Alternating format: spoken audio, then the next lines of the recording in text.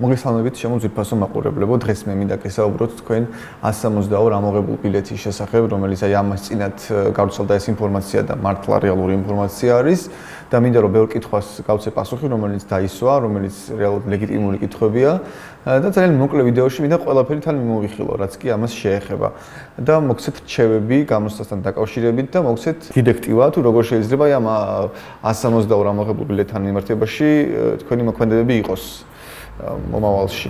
ხშირად თქვენთან მე არ ვჭდები, ისე გაგეცნობით და გეტყვით, რომ ვარ ავტოსკოლა MC-ის დამფუძნებელი და უკვე 10 წელია ამ სფეროში ვარ და ძალიან გული შემტკივა და მინდა რომ ეს სფერო იყოს წინ წავიდეს და ყოველი ესეთი სიახლე რაც იქნება, მიმიხარია და ვგზნო პასუხისგებლობას ძალიან დიდს. და მომავალში კიდე და უფრო მეტ გააქტიურებასაც ვაპირებ და მეტ მონაწილეობის მიღებას ამ ყველაფერში. მოდი ახლა გადავიდეთ საქმეზე. ესე იგი, როგორც ვამბობთ, არის 162 ამოღებული ბილეთის ამბავი და ეს ახლა რა მოხდა? როგორც წესი, ესეთი რაღაცები ხდება ხოლმე კანონში. და ესეთი ინფორმაცია რომ გავრცელდა, მე მაშინვე დავიწყე შესაბამისი ბრძანების ძებნა. ეს არის 814 ბრძანება. ახლა თქვენ შეგიძლიათ ნახოთ.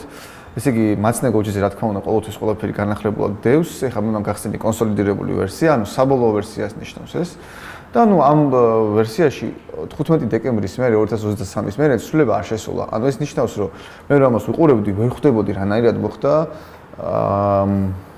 აი ეს ბილეთების ამოღება, თუ ბრძანება არ გაიცა. იმიტომ რომ აქ წერია, რომელ კატეგორიაზე რომელი ბილეთები არის. და მე უბრალოდ კარგად წავიკითხე, მე-6 პუნქტში გავიაზრე ეგეთი რაღაცა, რომ ობიექტური მიზეზების არსებობისას, ნახეთ რა წერია. სააგენტო უფლებამოსილია, ანუ სააგენტო, ესე იგი მომსახურების სააგენტო, ხო, სადაც გამოცდაზე მივდივართ.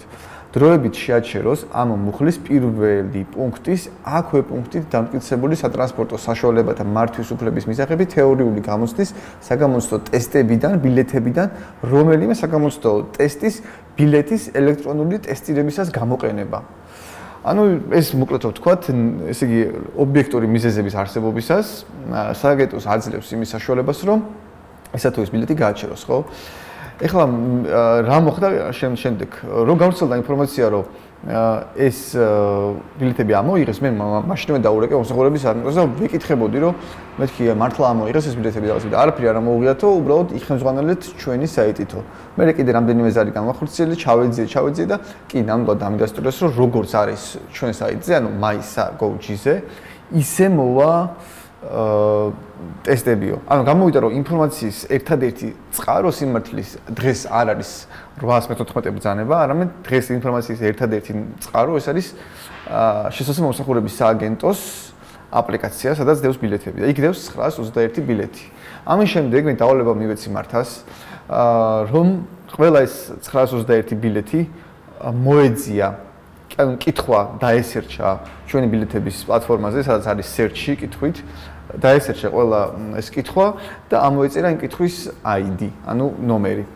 ესენი რომ ამოვიწერეთ Excel ფაილში, მე საღამოს შევედი და დავამუშავე და ის 921 ბილეთი დავტოვე, რომელიც აი ამ საიტზე არის. მაგრამ არ წამეშლია ის დანარჩენი 162 ბილეთი. ანუ 162 ბილეთიც დავტოვეთ. ეხლა მოდი ნახოთ ჩვენ საიტზე როგორ არის ორგანიზებული. აი აქ ჩვენ საიტზე რო შეხვალთ, მოკლედ აი აქ ბილეთების სექციაში, გიწერათ რომ 921 ბილეთია და 162 ამოღებული ბილეთია. მაჩვენე ამოღებული ბილეთები ნიშნავს, რომ აი იმ ბილეთებსაც დაინახავთ. აი მაგალითად მაჩვენე ნახან ჩართულია. აი ამ ბილეთს დაინახავთ ესე. იმიტომ რომ გაჩვენებთ. თუ გამორთავთ იმ მაჩვენეს, ამას ვეღარ დაინახავთ რა. მაგრამ აი ამ ფორმით არის, რომ ეს ბილეთი ამოღებულია, რა თქმა უნდა, პასუხისგაცემა მაინც შეგვიძლია. და ანუ ეს იმ მომენტისთვის მე დავტოვე, რომ ვაი თუ მომსახურების სააგენტომ რომელიმე ბილეთი ისევ ჩააბრუნა ამ 162-დან, ხო, ამის ალბათობა ხო არსებობს ნებისმიერ წამს, ჩვენ არ ვიცით რა წოდებას მიიღებენ, მათ აქვთ ამის უფლება, ხო? ამიტომ რადგანაც ეს არსებობს, ამის რისკი, მე ყველა ბილეთი დავტოვე აქ რა. რომ ვაი, მაინც მირჩევნია, რომ მოსწავლეებმა ესენი გადაიკითხონ, ყოველ შემთხვევაში დამოუკიდებლად მაინც. გარდა ამისა, აქ ხო გვაქვს ჩვენ თემების არჩევა, აი აირჩიეთ თემა, ხო და თემებში ჩავამატე მე ამოღებული ბილეთები ცალკე. აი 162 ამოღებული ბილეთი არის აი აქ. და გარდა ამისა თემებს რო დააჭერთ, აი აქ ნახეთ მაგალითად ტერმინებში, ხო, 13 ბილეთი დარჩა და 8 ამოვიღეთ. ეს 13 და 8 მაგას მიენიშნებს რა. აი თუ დაკვირდებით მაგალითად ჯარიმებიდან, ხო? ჯარიმებში 24 ბილეთი ამოიღეს და არც ერთი აღარ დარჩა. ანუ ყველა ჯარიმა ამოიღეს. და ნუ ბოლოს ახლა რა უნდა ვთქვა, ანუ რა ბილეთები ამოიღეს შემეზით ის ბილეთები, რომლებიც იყო ყველაზე მარტივი და რომელიც რეალურად უფასო ქულას ნიშნავდა მოსწავლისთვის რა, მძღოლობის კანდიდატისთვის. ანუ იყო ეგეთი კითხვები, რომ ძალიან მარტივი, აი სწავლაც რო არ ჭირდება და არაფერი არ ჭირდება და პირდაპირ დააჭერდა უკვე უფასო ქულაა რა ფაქტიურად და ეგეთი ბილეთები ამოიღეს. ანუ ეს ერთის მხრივ ნიშნავს, რომ გამოცდა გართულდა, იმიტომ რომ უფასო ქულები აღარ იქნება და ყველა კარგი კითხვა მოგივათ, ანუ რომელიც უნდა იცოდეთ ნამდვილად რა. ეს ერთის მხრივ დადებითია. იმიტომ რომ ეს უკეთესად სწავლას და გააზრებას ნიშნავს.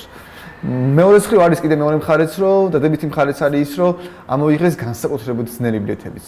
ძალიან ცოტა ეგეთი, რომელიც იყო ძალიან ძნელი ბილეთი, ისიც ამოიღეს რა, თქვათ რაღაც რამდენიმე ეგეთი. გარდა ამისა ამოიღეს ყველა ჯარიმის ბილეთი.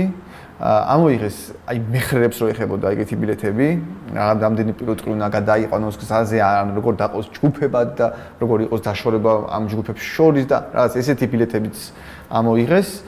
და საბოლოო ჯამში მე ვფიქრობ, რომ ძალიან დადებითი ცვლილება არის აკეთებული რა, ძალიან მიესალმები და ის ამოღებული დრო ჩვენ ამ სწავლის კურსს არ შევამცირებთ, როგორც იყო 10 საათიანი, ისევ ისე დავტოვებთ, უბრალოდ ამ დროს უფრო ნაყოფიერად გადავანაწილებთ, ახლა უფრო რთულ საკითხებზე რა, ჩვენ ძალიან კარგად ვიცით რთული საკითხები რომელია, იმიტომ რომ ამაში ჩვენი საიტი გვეხმარება, რომელიც იმახსოვრებს ყველა დაშვებულ შეცდომას მასწავლებლების მიერ და ჩვენ ზუსტად ვიცით ყველაზე მეტი რაზე ეშლებათ, აი ძალიან მაგარი სტატისტიკა გვაქვს რეალურად ხელთ.